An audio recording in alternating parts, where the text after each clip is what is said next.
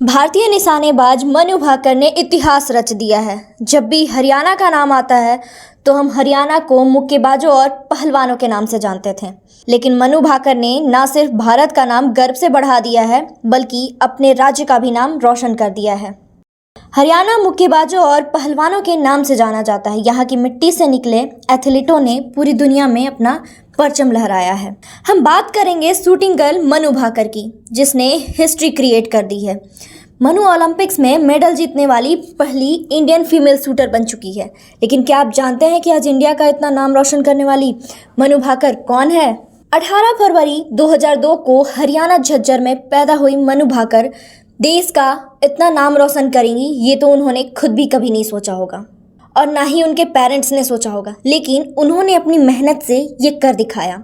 उनका हमेशा साथ देने वाले पिता किशन भाकर ने उन्हें एक बंदूक खरीद कर दी और वो एक ऐसा फैसला था जिसने एक दिन मनु भाकर को ओलंपियन बना दिया। सिर्फ 14 साल की उम्र में ही मनु भाकर ने शूटिंग में अपना करियर बनाने का फैसला ले लिया था। उस वक्त रियो ओलंपिक 2016 खत्म ही हुआ था, तभी उन्होंने फैसला लिया कि वो ओलंपिक में जाएंगी। महज 16 की उम्र में वह ISSF विश्व कप में स्वर्ण पदक जीतने वाली सबसे कम उम्र की भारतीय बनी, जिसके बाद सोशल मीडिया पे वो काफी चर्चा में आ गई। आज ओलंपिक में उनकी मेहनत रातों रात की नहीं है बल्कि सालों की है।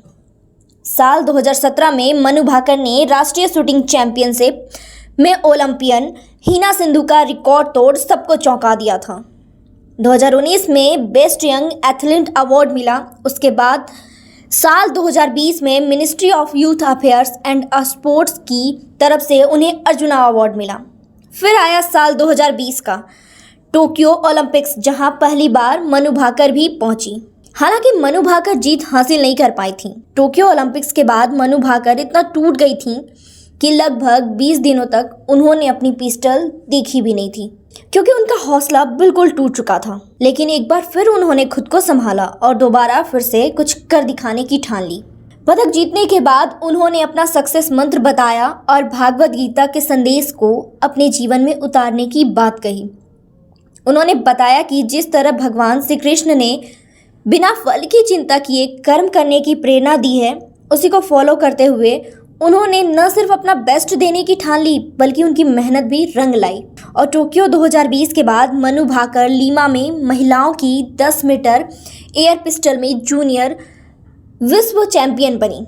हालांकि भारतीय निशानेबाज 2021 के बाद से सीनियर प्रतियोगिताओं में अपनी योग्यता के अनुरूप प्रदर्शन करने में असफल रही हैं, लेकिन फिर भी मनु भाकर ने हार नहीं मानी और 2022 काहिरा विश्व चैंपियनशिप में महिलाओं की 25 मीटर पिस्टल में रजत और हांगझो में 2023 एशियाई खेलों में उसी स्पर्धा से स्वर्ण पदक जीता। लेकिन उनकी एकमात्र व्यक्तिगत सीनियर जीत महिलाओं की 25 मीटर पिस्टल में 2023 ISSF विश्व चैंपियन सीरीज में भोपाल चरण में दिखी।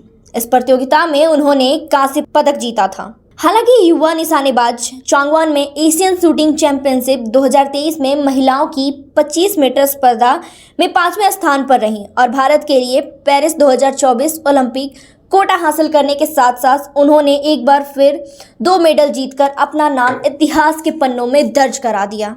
अब मन्नू के पास एक और इवेंट में गोल्ड मेडल जीतने का मौका है, जिसके लिए करोड़ों भारतवासी दुआ कर रहे हैं। 5 राज्य, 61 शहर, 150 प्रोजेक्ट और एक वास्तु विहार। नई सोच, नया घर। बनाए रखिए अपना प्यार, सेवा में है वास्तु विहार।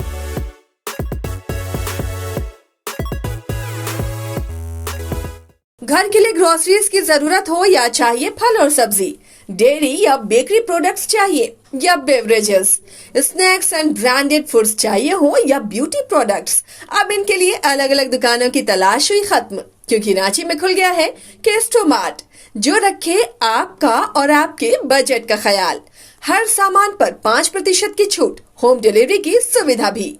आज ही पधारें। Kesto Mart, one stop solution for every customer's requirements. Call 9153989339.